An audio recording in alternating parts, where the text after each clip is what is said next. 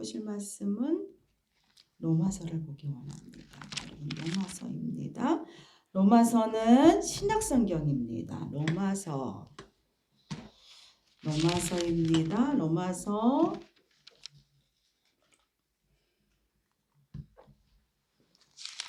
로마서 1장 14절 15절입니다. 신약성경 239페이지 되겠습니다.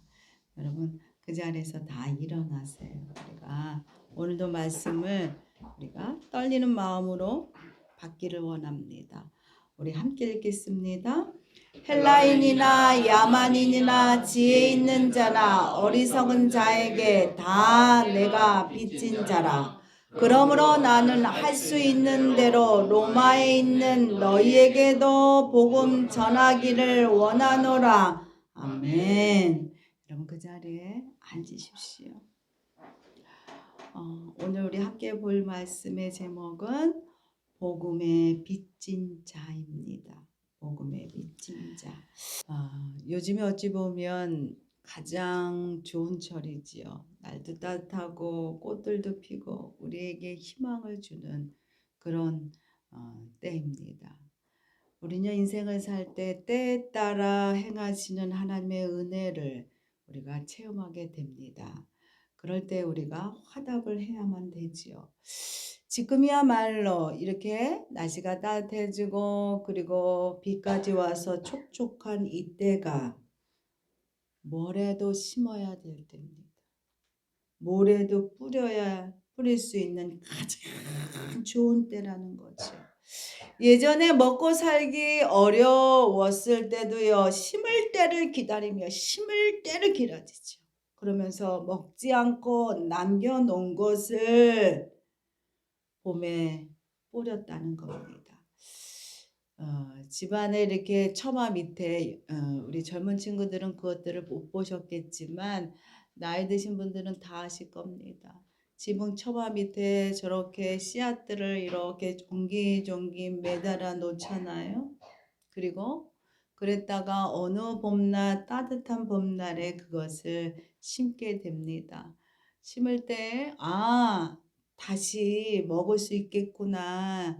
이것이 자라나면 이걸 먹고 다시 살 수 있겠지라는 희망이 그 안에 들어있는 씨앗이라는 거죠. 그런데 그마저도 어려운 가정은요, 저렇게 남겨놓은 씨앗까지 먹어버리게 됩니다.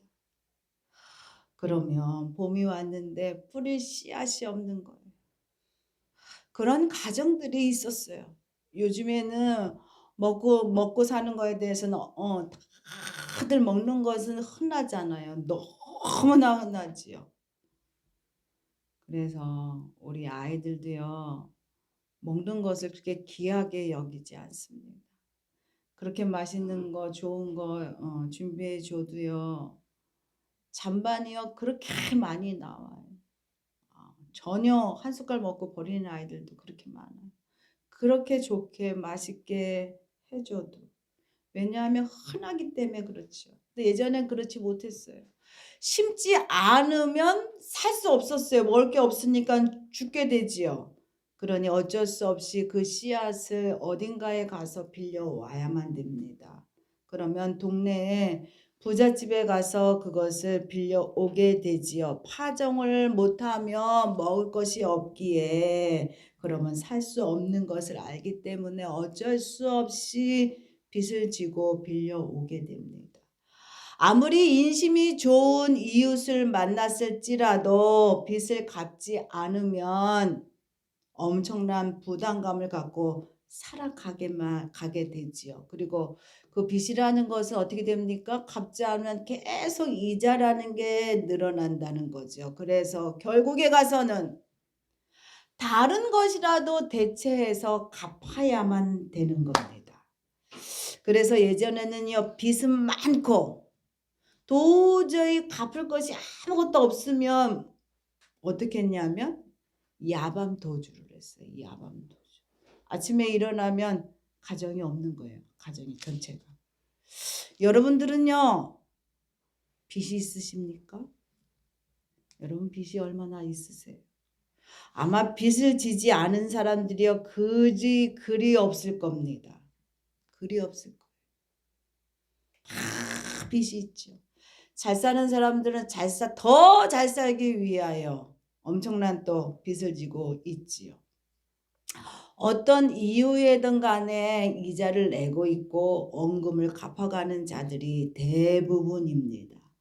가끔 뉴스를 보면 어떤 연예인이 파산을 했다. 어떤 연예인이 엄청난 몇십억의 빚을 졌다는 소리를 우리가 듣게 됩니다. 어머 어떡해 그러지만 연예인 걱정은 안 해야 된다고 그러더라고요. 연예인 걱정을 할 필요가 없다고 그러죠. 빚 얘기하면 우리가 다 아는 이상미라는 사람을 여러분 아시잖아요. 그가 20년 만에 약 70억의 빚을 얼마 전에 갚았다고 합니다. 아이고야.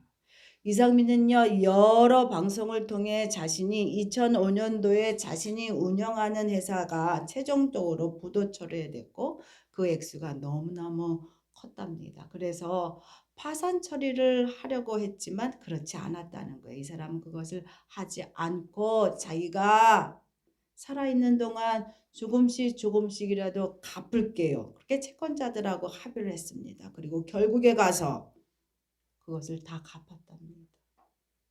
대단하죠. 지금 그가 얼마나 홀가분 할까. 그리고 이제부터 그가 버는 돈은 다 자신의 주머니로 다 들어갈 것을 그가 아나니 얼마나 기쁠까. 이 기쁨은요 빚을 다 갚아본 자만이 알 수 있는 홀가분의 기분이지요. 그런데 우리가 너무나 잘 알고 있는 사도 바울이요 우리에게 얘기해 주고 있어요. 뭐라고 얘기해 주고 있느냐면 나는 빚진 자입니다. 사도 바울이 무슨 빚을 졌길래 빚진 자라고 우리에게 그렇게 얘기하고 있을까? 자신은 빚진 자라고 그렇게 드러내어 그가 말하고 있습니다. 우리가 오늘 읽었던 로마서 1장 14절 다시 한번 읽겠습니다. 헬라인이나 야만인이나 지혜 있는 자나 어리석은 자들에게 다 내가 빚진 자라. 아니 어리석은 자들, 만나보지도 않았던 야만인들, 이런 자들에게도 자기가 빚진 자라는 거예요. 왜 바울이 이렇게까지 자신을 낮추어서 겸손함으로 이렇게 얘기하고 있을까? 정말 바울이 얼마나 커다란 빚을 졌기에 이렇게 얘기하고 있을까? 여러분 우리가 바울을 통하여 도전받기를 원합니다. 빚을 졌다는 것은 아무개한테 100만 원을 빌렸을 때 우리가 빚진 자라고 얘기하잖아요. 그리고 또 한 가지 또 빚진 자라고 얘기하면 누군가가 나한테 100만 원을 주면서 다른 사람에게 이거를 전해주세요. 그러면 전해줄 때까지 내가 그것을 갖고 있잖아요. 그래서 전해줄 그 사람에게 내가 빚을 주고 있는 셈이라는 거죠. 바울이 그렇다는 겁니다. 세상의 모든 사람들에게 자기는요 갚을 의무를 갖고 있다는 거예요. 왜냐하면 자기가 누구보다도 복음과 교회와 예수를 핍박했기 때문에 누구보다도 그는요 예수를 만나는 그 순간까지도 예수 믿는 자들을 잡으러 가는 중이었다는 겁니다. 그런 그를 하나님께서 부르시고 구원해 줬기 때문에 내가 구원받고 나니까 내가 한 잘못이 얼마나 큰지 왜 굳이 가서 그 멀리 도망간 사람까지 내가 잡아다가 이 사람 죄졌다고 법정에 세웠던 그 엄청난 죄 알지도 모르면서 예수가 누군지도 모르면서도 의협심에 열심을 내서 그렇게 핍박하고 가뒀던 그 죄가 얼마나 큰지를 예수를 만나고 나서 그가 알았다는 겁니다. 그러면서 그 은혜가 얼마나 큰지. 그러게 바울은요 그 은혜를 전달해야만 하는 그 빚을 자기가 졌기 때문에 어떻게 하면 내가 더 많은 사람들에게 이 복음의 은혜를 전할 수만 있을까? 그런 채무감이 그에게 확 왔다는 겁니다. 여러분은 어떤 자입니까? 복음 앞에서 홀가분한 자입니까? 아니면 여러분 복음 앞에서 여러분도 빚진 자입니까?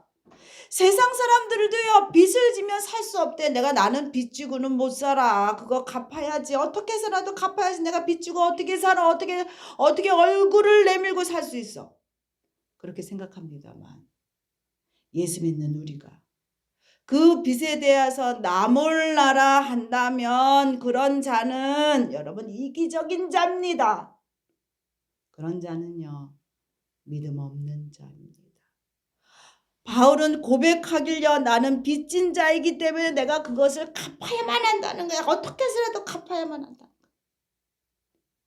여러분, 그렇기 때문에 우리도 바울처럼 빚진 자임을 인식하고 사는 거, 이게 너무나 중요하다는 거지. 빚이 있다는 것을 알고 자각하고 사는 삶과 내가 빚이 있으니 이것을 갚아야지 하고 사는 삶과 빚이 있는데도 불구하고 잊어버리고 사는 삶은 다른 겁니다. 다시 한번 말씀드립니다. 방송인 이상민이 자신의 빚이 있다는 사실을 알고 있었기 때문에 그것을 어떻게라도 갚으려고 애를 썼다는 거예요. 그래서 그렇게도 좋아했던 술을 완전히 끊고, 그가 술을 그렇게 좋아했습니다. 근데 완전히 끊었다는 거죠. 그렇게 좋아했던 그 옷과 신발들, 맞아. 그 패션에 대해서 엄청나게 그가 돈을 썼던 자 압니까? 그런데도 불구하고 그가 그것들을 완전히 끊어내고, 그리고 우리가 알지만 얼마나 그가 수많은 일들을 방송을 틀면 여기서도 나오고 저기서도 나오고 저기서도 나올 정도로 쉬지 않고 그가 열심히 일했습니다. 그러므로 인해서 그 빚을 다 갚았다는 거죠. 그리고 나서 그가 그런 얘기를 했습니다. 이제는 가격표를 보지 않고 산다는 거야, 이제. 예전에는 이게 얼만가, 자기를 위하여 뭘 살 때 얼만가가 너무 중요했는데 이제는 나를 위하여 뭐를 살 때 가격표를 안 보고 산다는 겁니다. 나를 위해서가 아니라 먼저 그 빚을 갚아야 되는 일이 우선으로 살았기 때문에 그 어마어마한 빚을 그가 갚을 수 있었다는 겁니다. 여러분, 바울도 마찬가지입니다. 모든 사람들에게 빚진 자이기 때문에, 나는 모든 사람들에게 빚진 자이기 때문에 일생 동안 어떻게라도 이 빚을 내가 갚아야만 된다. 내가 갚아야지. 그런 마음으로 최선을 다하여 빚 갚는 일을 이가 했다는 거지요. 그렇기 때문에 그가 어떻게 해서라도 복음을 전하기 위하여 법정에서도 그리고 감옥에서도 그가 복음을 전하는 일을 잊지 않고 그가 행했음을 우리가 보게 됩니다. 그래서 로마서 1장 15절 읽겠습니다. 그러므로 나는 할 수 있는 대로 로마에 있는 너희에게도 복음 전하기를 원하니라. 할 수 있는 대로, 어찌하든 간에 내가 할 수 있는 대로 최선을 다하여 복음 전하는 일을 하겠다는 거예요. 아니야, 나 이거 사야 되고 이거 먹어야 되고 저거 갔다 와야 되고 그리고 나서 내가 시간이 나면 올게, 시간이 나면 전할게, 이게 아니라 우리가 예배 드립시다. 예수 믿으세요. 그러면 나 이거 해야 되고 저거 해야 되고 이거 해야 돼서 못 가요. 그럴 시간이 없어요. 미안하지만 이렇게 얘기하시는 분들이 많잖아요. 근데 그럴 수 없다는 겁니다. 우리는 은혜를 아는 우리는 그럴 수 없다는 겁니다. 할 수 있는 대로 전심을 다하여 복음을 전하는 일을 먼저 하셔야만 된다는 거죠. 왜? 여러분, 내가 빚졌기 때문에. 도대체 무슨 빚을 졌길래 그토록 빚 갚은 일에 평생 최우선으로 해야만 되느냐? 여러분, 디모데전서 1장 13절 읽겠습니다. 내가 전에는 비방자여 박해자여 폭행자였으나 도리어 긍휼을 입은 것은 내가 믿지 아니할 때에 알지 못하고 행하였음이라. 지금 나의 나됨은, 여러분이 지금 이 시간에 여기 서 있는 거, 여기 앉아 있는 거, 이 나의 나됨은, 지금 나의 나됨은요, 은혜이기 때문입니다. 평생도록. 그렇기 때문에 이 은혜에 대하여 우리가요 깊이 감사하고 그 은혜를 갚아가는 일을 우리가 살아야만 된다는 거예요. 사도 바울이 그랬다는 거예요. 예전에는 내가 비방자고 박해자고 폭행자였지만 지금 내가 이렇게 있을 수 있는 것은 모두 다 하나님의 은혜다. 그러니 내가 어찌 가만히 있을 수 있어? 나만을 위해 살 수 있겠어? 이 빚을 먼저 갚아야지. 그렇기 때문에 더 많은 수고와 노력을 그가 했음을 우리가 알 수 있습니다. 여러분, 우리도 마찬가지입니다. 우리도요 은혜의 빚을 진 자들입니다. 여러분 그렇게 믿으십니까? 아멘. 그렇기 때문에 그 은혜를요 최우선으로 우리가 갚으려는 그런 마음의 의지가 있으셔야만 되는 거예요. 마음 가운데. 여러분, 두 번째는요, 빚진 자의 의무는요 빚을 갚는 것이고 갚아야 편히 살 수 있습니다. 빚을 안 갚고 편히 사는 사람들도 있어요. 아주 정말 사기치고 도망간 사람들도 있지요. 여러분, 그 사람들은요 야만인입니다. 그 사람들은요 사람도 아니지. 그 사람들은 이 땅에서 그가 그렇게 사람 아프게 하고 자기는 잘 살 수 있을지 모르지만 그건 한순간입니다. 빚을 지고 편안히 살 수 있는 사람, 그런 양심을 가진 사람은 절대로 그럴 수 없다는 겁니다. 그래서 어찌하든 간에 빚을 갚아야만 되지요. 영화를 이렇게 보면은 그런 얘기들이 너무나 많지요. 빚을 갚아야 되는데 도저히 못 갚으니까 도망가게 되잖아요. 그러면 어떡합니까? 채권자가 어쨌건 간에 끝까지 찾아옵니다. 끝까지 찾아가고 어떡하지요? 못 갚어? 그럼 너 손이라도 내놔. 그러잖아요. 여러분, 이것들이요 현실에도 여러분 마찬가지입니다. 빚을 지면 반드시 갚아야만 된다는 거예요. 그런 마음의 의지와 생각이 그 마음 가운데, 여러분 마음 가운데 있으셔야만 되는 거예요. 그래서 바울도 보면 그것을 갚기 위해 최선을 다했던 그 바울의 모습을 여러분 우리가 본받으셔야만 됩니다. 그 바울이 뭐가 잘못해서 그렇게 남을 위해서 그가 핍박을 받으면서 감옥살이 하면서까지 그렇게 복음을 전하는 일을 했을까? 여러분, 사도행전 보겠습니다. 20장 24절 읽겠습니다. 내가 달려갈 길과 주 예수께 받은 사명 곧 하나님의 은혜의 복음을 증언하는 일을 마치려 하면은 나의 생명조차 조금도 귀한 것으로 여기지 아니하더라. 자기 생명보다 예수가 더 먼저라는 거예요. 자기 생명보다 하나님의 사명, 복음을 전하는 일, 복음의 빚을 갚는 일이 우선이었기 때문에 그렇게 자기가 살아갈 수 있었다는 겁니다. 왜냐하면 빚진 자는 당연히 채무 갚아야 되는 게 당연하지요. 그런데 여러분, 그거보다도 빚을 갚을 때마다 경험되는 기쁨을 이 바울이 느끼게 된 거예요. 알게 된 거예요, 이것을. 빚을 갚을 때마다 기쁨의 경험이, 뿌듯함이, 그가 그것을 느끼게 되고 알게 되면서부터 빚 갚는 일을 더 열심히 할 수 있게 되었다는 겁니다. 여러분, 빚을 갚아보세요. 얼마나 그 마음이 뿌듯해지는지 모릅니다.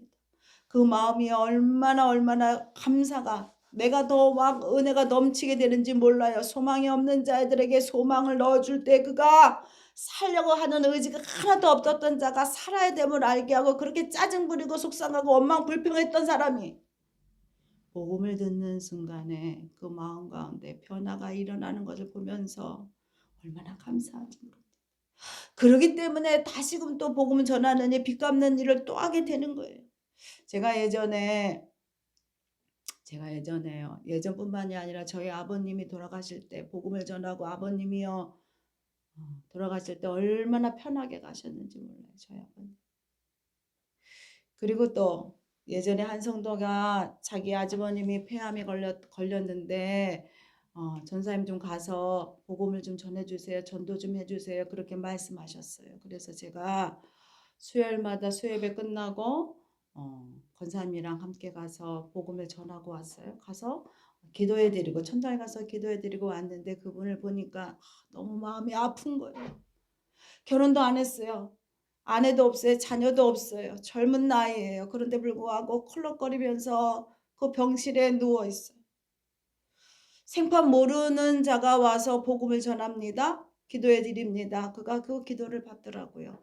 그리고 일주일을 그가 그렇게 생활했겠지요. 그 다음 주에 또 갔습니다. 가서 찬찬히 다시금 복음을 전했어요. 복음을 전하고 다시 기도해주고 왔어요. 그러고 난 다음 다시 한번 또 수요일날 또 가서 기도해주고 왔어요. 그러고 났는데 그분이 퇴원을 해서 좋아서 태어난 게 아니라 요양병원으로 갔답니다. 그 소식을 들으니 안 가볼 수가 없었어요. 그래서 다시금 요양병원에 갔을 때 그가 중환자실에 들어가 계시더라고요. 그래서 가서 다시금 하나님이 함께한다. 두려워하지 마세요. 하늘나라에 죽으면 하늘나라에 가서 예수님을 만나뵐 겁니다. 그렇게 그분하고 다시 한번 복음에 대하여 확실하게 그분에게 말씀드리고 기도드리고 왔어요. 그리고 그 다음 주 그분이 평안하게 소천했다는 소식을 듣고 찾아가 문상한 적이 있습니다. 여러분 이렇게 복음을 갚을 때 죄의 종이었던 자가 자유해지는 것을 우리 눈으로 보게 된다는 거예요. 그러니 그 기쁨은 말로 형용할 수가 없는 거예요. 그래서 여러분 빚은 갚아야만 됩니다. 세 번째는요. 빚을 갚지 못하면 종이 되기 때문에 갚아야 돼요. 여러분 종이 되기 때문에. 과거에 많은 노비들이 있었습니다. 처음부터 노비로 태어난 자들도 있었어요. 그러나 여러분 빚을 갚지 못하기 때문에 아버지 빚 때문에 팔려간 딸들이 그렇게 많았다는 겁니다. 그 몇 푼 때문에 자식을요 노예로 팔아 넘겨야만 됐어요. 그런 안타까운 일들이 우리나라뿐만이 아니라 지금 이스라엘 로마에도 그런 일이 있었다는 겁니다. 여러분 잠언 읽겠습니다. 22장 7절 읽겠습니다. 부자는 가난한 자를 주관하고 빚진 자는 채주의 종이 되니라.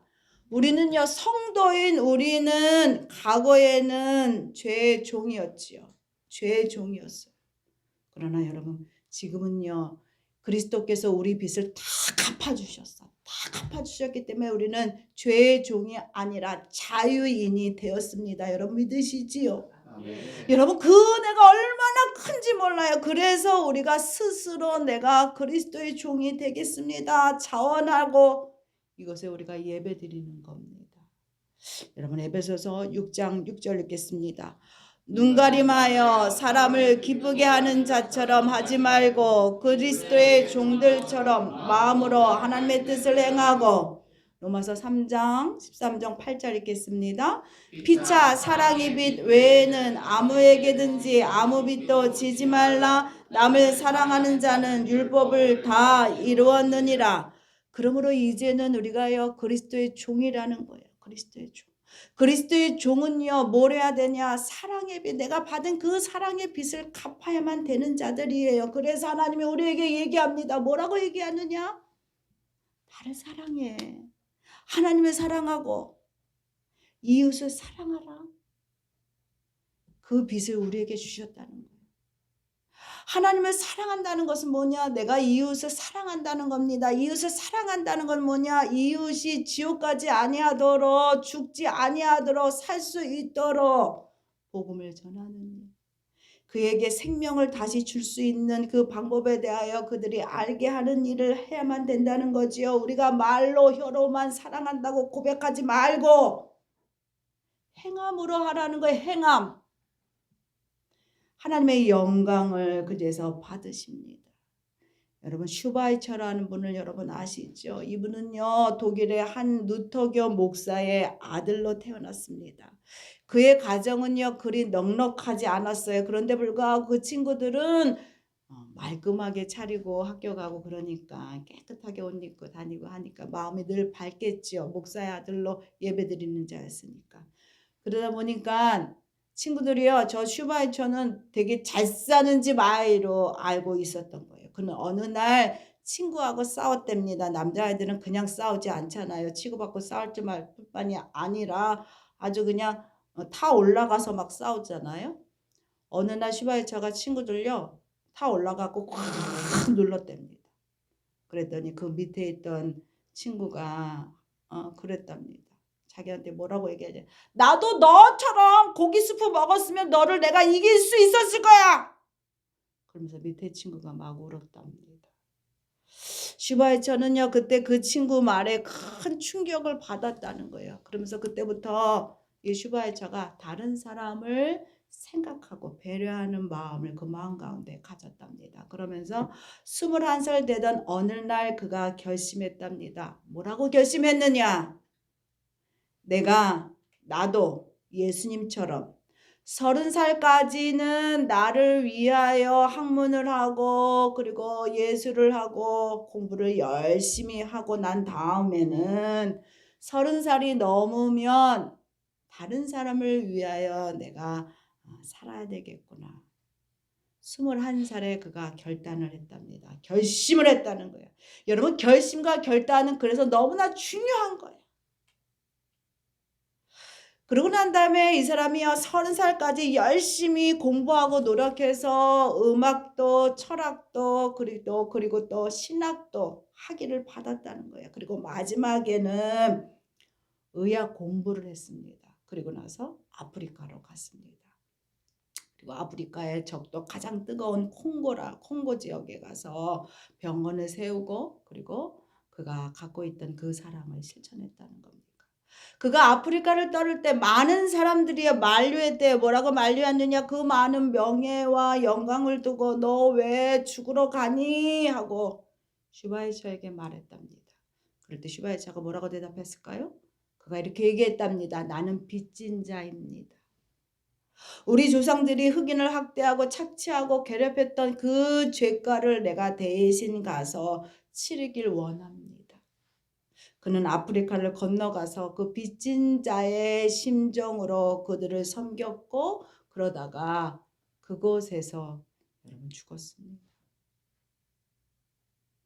우리가 하나님이 원하는 게 이 정도로 하나님이 우리에게 원하시는 것은 절대로 아닙니다만 우리나라는요 복음의 빚진 나라입니다. 여러분 아시죠? 조선 말기에 수많은 선교사들이 이 땅에 들어왔어요. 선교사들 때문에 우리가 이 정도 사는 겁니다. 이거에 대해서는 우리가 인정하셔야만 된다는 거죠. 믿는 자로서 인정하지만 믿지 않는 자들도요 그거에 대해서 인정해 줘야만 되는 거지요.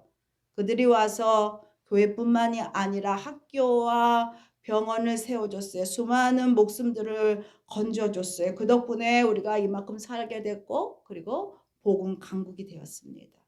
이분들이요 서울에 가면 양화진이라는 곳에 수많은 선교사들의 무덤이 그곳에 있습니다.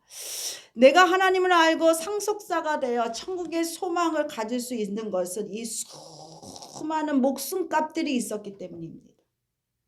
그렇기 때문에 여러분 내가 진 빚에 대하여 하찮게 여기지 마셔야만 됩니다. 내가 예수를 믿고 이 자리에 있어 삶의 상속자가 된 이 모습에 대하여 너무 하찮아 생각하면 절대로 안 된다는 거죠. 이들이 있었기 때문에 이들의 목숨값이 있었기 때문에 지금 내가 이곳에 하나님의 은혜로 이곳에 내가 있는 겁니다. 그렇기 때문에 내가 가지고 있는 빚에 대하여 복음의 빚에 대하여 이런 부담감을 가지셔야만 돼요. 그리고 그 부담감을 갚으셔야만 되는 겁니다. 나만 잘 산다. 나만 예수 믿고 천국 가면 그만이지. 그걸로 끝나시면 안 된다는 겁니다. 부담을 가지셔야 돼요. 부담을 갖고 사는 인생과 부담을 갖고 사지 않는 인생은 다르다 그랬어요. 부담감을 가지셔야 돼요. 부담감. 이것은 자발적인 부담감입니다. 그리고 내가 받은 그 은혜의 빛을 갚으셔야 됩니다. 이거는 누구만 하는 게 아니에요. 누구만 하는 게 아니라 본인이 구원받은 자라고 확신한다면 그 빚은 갚으셔야만 된다는 거죠. 그 빚을 떼어먹는 자는 여러분 도둑이나 그런 겁니다. 빚을 떼어먹는 자. 그래서 우리는요 어쩌든 간에 복음을 전하는 게 참 어렵습니다. 참 어려워요. 사람들이요 세상 사람들이 불신과 그리고 마음의 강팍함 때문에 참으로 어렵습니다. 제가 왜 저럴까 왜 저럴까 왜 나를 이렇게 귀찮게 굴지 얘기하지만 우리는 전해야 되기 때문에 그렇습니다.